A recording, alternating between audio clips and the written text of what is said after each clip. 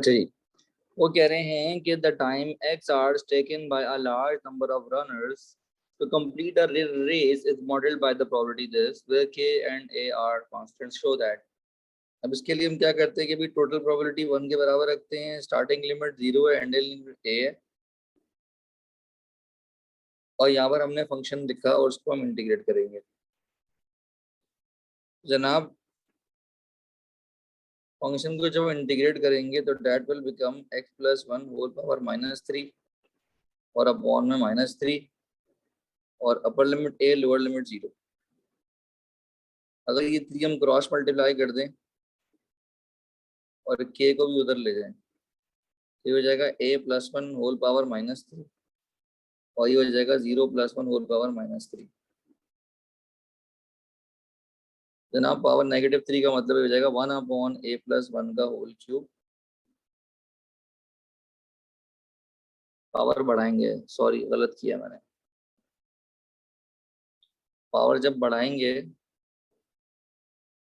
तो ये अपॉन में और पावर में -1 आएगा, -2 में एक बढ़ाएंगे तो -1 हो जाएगा, हो जाएगा -1 अपॉन के, हो जाएगा 1 अपॉन एक्स प्लस वन।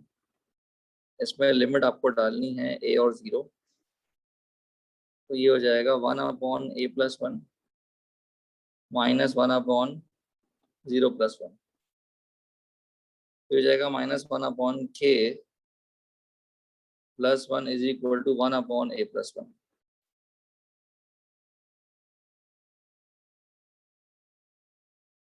अच्छा जी, इन्होंने इसको उधर ही रखा है। अब अगर मैं इसका एलसीएम ले लूं तो ये तो ए प्लस वन है, हो जाएगा 1 माइनस ए प्लस वन, हो जाएगा -1 अपॉन के, ये हो जाएगा minus a upon a plus one, and then k की वैल्यू निकालेंगे जो कि आएगी a plus one upon a. यही हमें प्रूव करना था। तो कह रहे हैं state what the constant a represent in this context. Ending value, ending value तो कह रहे हैं 3/4 of the runners take half an hour or less to complete the race. 3/4 of the runners take half an hour or less to complete the race. Find the value of A.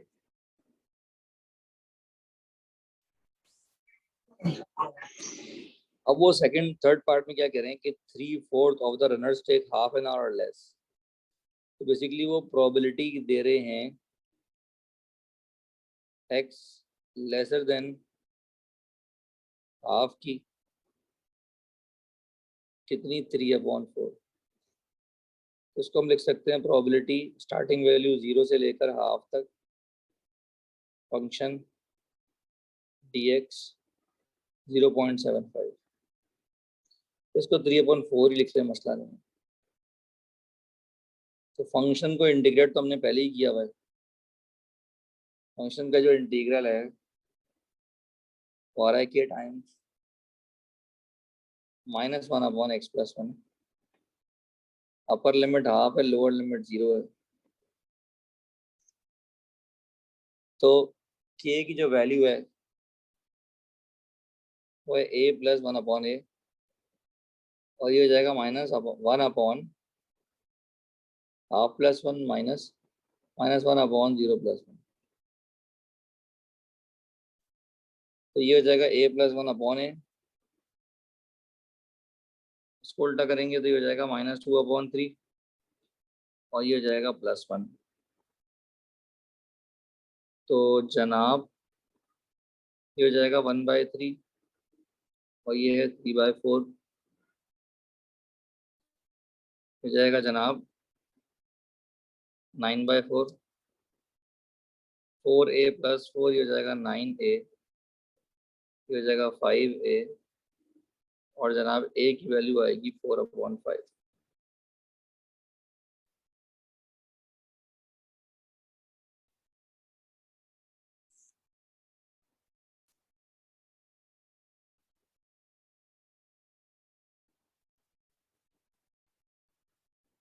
छोटी सी mistake की है मैंने 9/4 4a+4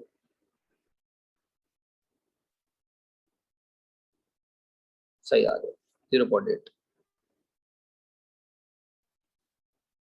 so by that way हमने यहाँ से a की value निकाली।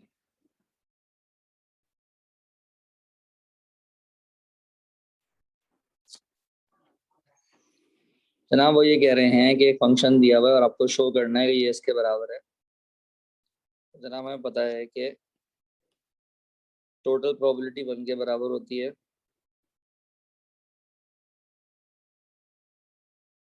कि अगर हम फंक्शन को इंटीग्रेट कर लें स्टार्टिंग वैल्यू 2 से 6 तक k इंटू 1/x को, तो जनाब ये हो जाएगा 1/k और ये हो जाएगा ln x, upper limit 6 lower limit 2। तो अब लिमिट लगाएंगे तो ये हो जाएगा ln 6 minus ln 2। ln 6 minus ln 2 करेंगे तो हरगिज ln 4 नहीं आएगा, बल्कि ln की प्रॉपर्टी होती है डिवाइड होते हैं। ln 3 आ जाएगा तो k की वैल्यू 1/ln 3 आ जाएगी। उसके बाद वो कह रहे हैं शो दैट एक्सपेक्टेशन। अब एक्सपेक्टेशन का फॉर्मूला लगाना पड़ेगा हमें। तो जनाब एक्सपेक्टेशन का जो फॉर्मूला था वो क्या था, स्टार्टिंग लिमिट 2 हो जाएगी, चलो यहाँ पर a और b लिख देते हैं, और ये होता है जनाब x into F of x D x. तो स्टार्टिंग वैल्यू 2 है, एंडिंग वैल्यू 6 है, x तो अपनी जगह रहेगा, k की जगह 1/ln 3 आ जाएगा और फंक्शन की जगह जो है वो 1/x आ गया। 1/ln 3 तो कांस्टेंट है, इसको इंटीग्रेट करेंगे तो x आ जाएगा। Upper limit minus lower limit करेंगे तो 6 माइनस 2 करेंगे तो 4 आ जाएगा, इसको बोलेंगे 4/ln 3। अब 4/ln 3 करके देख लेते हैं। जनाब ये वही आंसर आ रहा है जो उन्होंने हमें प्रूव करने को कहा था। वो कह रहे हैं कि given that the median of x is m, अच्छा जी, तो आपको प्रोबेबिलिटी निकालनी है मीडियन से लेकर एक्सपेक्टेशन तक की। अब इसके लिए मीडियन निकालना पड़ेगा, तो हमें पता है कि 0.5 होता है स्टार्टिंग वैल्यू से मीडियन तक। जनाब फंक्शन को इंटीग्रेट करने के लिए हमें ये बात आपको पता चल चुकी है कि k जो है वो 1/ln 3 है, और फंक्शन का जो आंसर आया था वो आया था ln x इंटीग्रेशन के बाद। तो m हमारा मीडियन है और a जो है वो हमारा 2 है, तो जगह 0.5 इंटू ln 3, जगह जनाब ln m minus ln 2, 0.5 ln 3, इसको हम लिख लेंगे ln m/2, और यहाँ पर हम 0.5 को पावर में ले जाएंगे, दोनों तरफ एंटी लॉग लगाएंगे, खत्म हो जाएगा, तो ये हो जाएगा 3 की power 0.5 is equal to m/2। तो m आएगा जनाब हमारे पास √3 multiply by 2, so that is 2/√3, इसको हम 3.464 कह देंगे। तो इसका मतलब है अब जो मुझे ये निकालना था कैसे निकलेगा जनाब, ये निकलेगा 3.464 से लेकर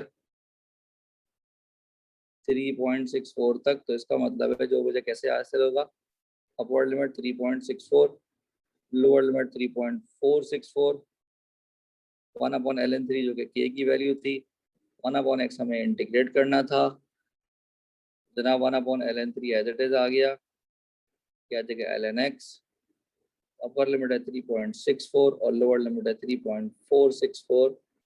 जनाब कैलकुलेटर में सारी वैल्यू डाल देता हूँ मैं, मेरा आंसर आ जाएगा कितना जनाब, ln 3.64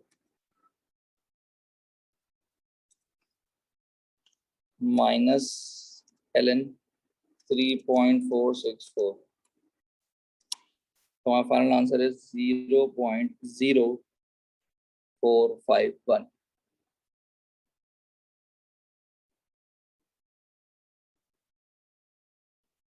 इसको हम अप्रोक्सीमेटली 3 सिग्निफिकेंट फिगर पे सही है 0.2, सही, बिल्कुल सही है।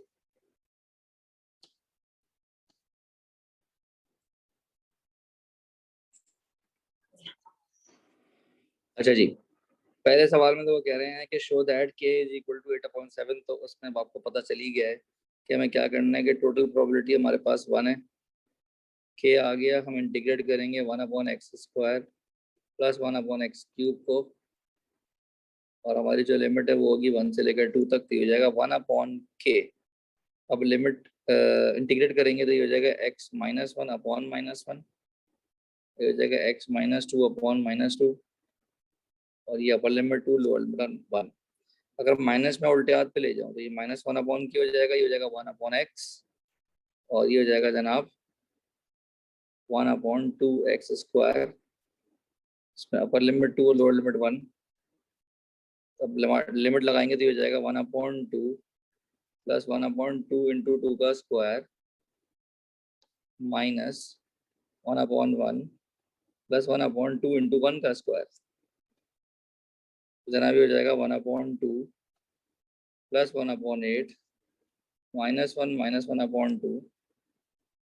तो अगर हम यहाँ पर कैलकुलेटर का सूत्र इस्तेमाल करें तो 1/2 प्लस 1/8 -1 -1/2,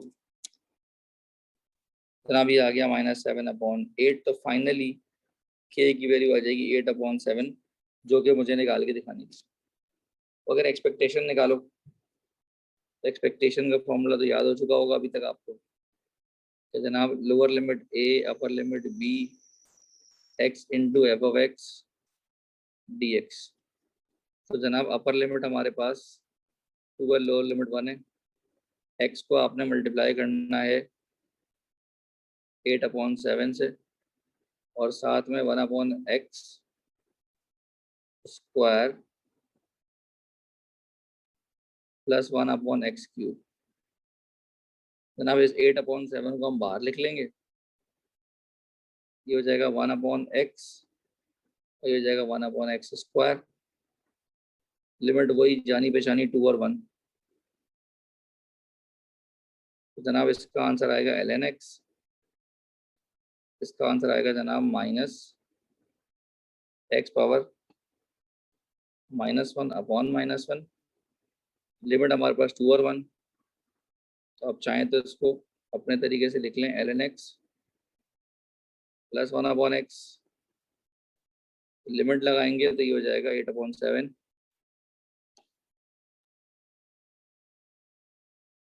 ln2 प्लस 1/2, जनाब ln1 plus 1/1, ln2 plus 1/2, ln2 plus 0.5, ln1 0 होता है -1, multiply by 8 divide by 7। So final answer जो है मेरे पास डायरेक्ट आ रहा है 0.221। ये मेरे पास एक्सपेक्टेशन आ गई। क्वेश्चन नंबर 65 में एक्सपेक्टेशन आ गई मेरे पास।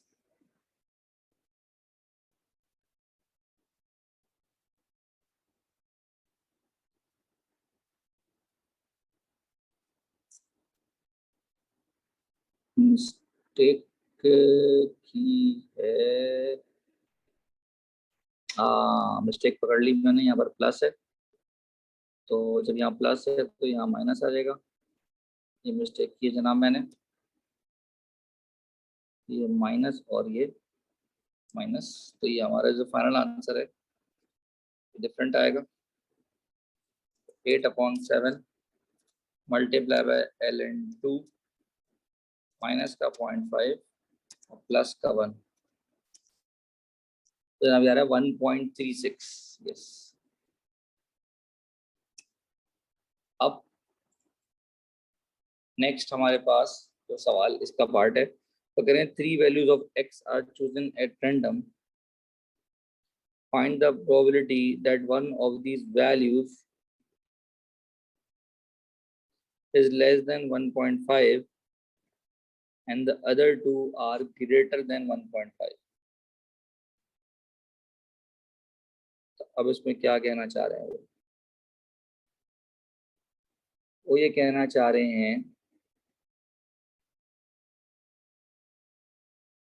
कि 3 values of x are chosen at random. Find the probability that one of these is less than 1.5 and other two are greater than 1.5. तो let's say अगर मैं ये कहता हूँ कि probability of x less than चाहिए मुझे 1.5, तो let's say ये जो है वो p के बराबर है. मुझे क्वेश्चन में वो पूछ रहे हैं कि आपको एक प्रोबेबिलिटी चाहिए लेस देन 1.5 और 2 दफा चाहिए 1.5 से ग्रेटर. तो Q जो है मैंने बना लिया probability of x greater than 1.5.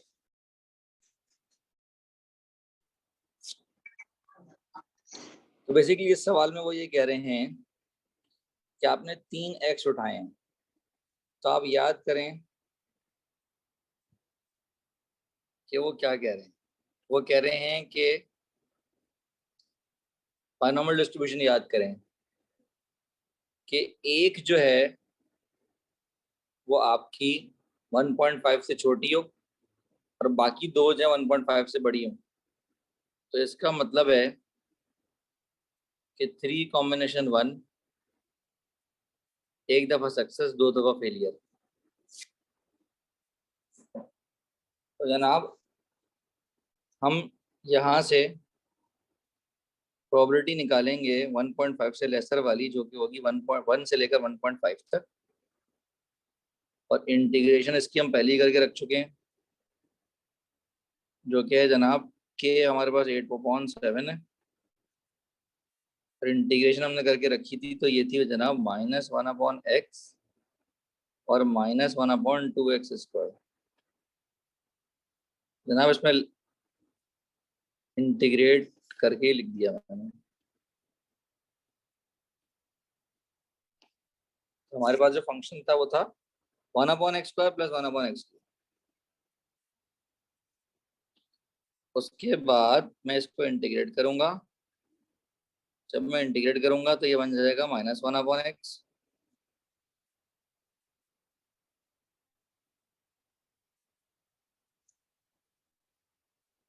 बन जाएगा -1/2x². लिमिट है जनाब 1.5 और 1. तो अगर यहाँ पर मैं upper limit minus lower limit कर लूँ और फिर 8/7 से मल्टीप्लाई कर दूँ तो फाइनली ये बनेगा 44/63. तो यहाँ पर जब मैं प्रोबेबिलिटी निकालूंगा तो ये जाएगा 3 × 44/63 और Q आता है जनाब 1 - P के बराबर जो कि आपने S1 में पढ़ा हुआ है. तो जनाब फाइनल आंसर हमारे पास आएगा 0.191.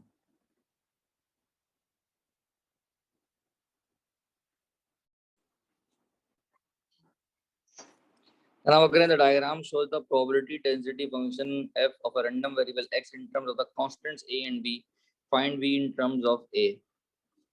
तो जनाब हमारे पास ये जो पॉइंट है ये बेसिकली a,0 है और ये जो पॉइंट है जनाब ये 0, b है.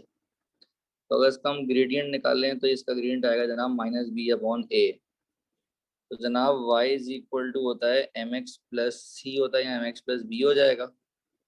हो जाएगा y = -b/a(x + b. ये तो हमारे पास जनाब बन गया फंक्शन. अब क्योंकि फंक्शन में उन्होंने वैल्यू मांगी है b की इन टर्म्स ऑफ a, उसको एरिया जो 1 के बराबर है. एरिया होता है जनाब हाफ बेस इनटू हाइट. तो अगर यहाँ से हम b निकालें इन टर्म्स ऑफ a तो वो निकलेगा 2/a. तो अगर मैं यहाँ पर b की जगह पुट कर दूं 2/a,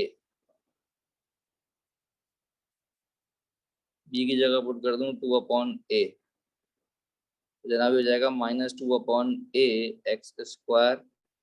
ये तो पहले से 2/a है तो प्लस वाले को पहले लिखा है उन्होंने और माइनस वाले को उन्होंने बाद में लिखा है। अगर एक्सपेक्टेशन जो है वो 0.5 के बराबर है, ए निकालना है तो एक्सपेक्टेशन का फॉर्मूला यूज करेंगे। एक्सपेक्टेशन का फॉर्मूला होता है जनाब, स्टार्टिंग लिमिट 0 है, एंडिंग लिमिट ए है, x into F of x into D x. तो एक्सपेक्टेशन हमें 0.5 की बने और 0 से a का मतलब है कि 0 से a ही रहेगा। ये x into F of x कर लेते हैं पहले। तो x इंटू एफ एक्स करेंगे तो ये हो जाएगा 2/a x, हो जाएगा 2/a x क्यूब। जनाब जब इंटीग्रेट करेंगे तो ये हो जाएगा 2/a x square upon 2/a, ये जाएगा x 4/4, upper limit a lower limit 0, ये हो जाएगा x स्क्वायर अपॉन a, हो जाएगा x 4/2a। तो जो लिमिट डालेंगे तो हो जाएगा a स्क्वायर अपॉन a, हो जाएगा a 4/2a माइनस 0, क्योंकि वो सब 0 है। जनाब ये हो जाएगा 0.5, ये हो जाएगा a माइनस 1/2a क्यूब। तो जनाब यहाँ पर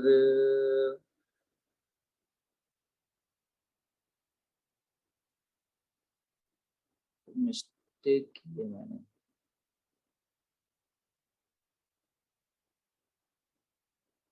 हाँ ये ए स्क्वायर था, सॉरी। ठीक है जी, ये ए स्क्वायर था।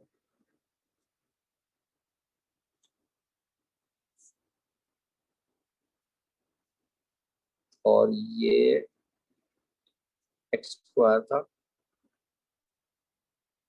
यस, इंटीग्रेट करने पे ये x³ हो गया था।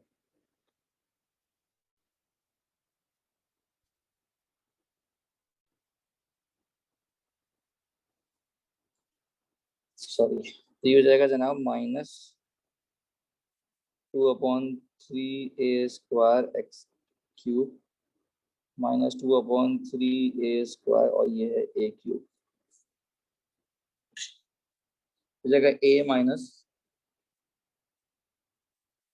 2/3a, तो ये हो जाएगा 1/3a और क्रॉस मल्टीप्लाई करेंगे तो जनाब a की वैल्यू आ जाएगी 0.15।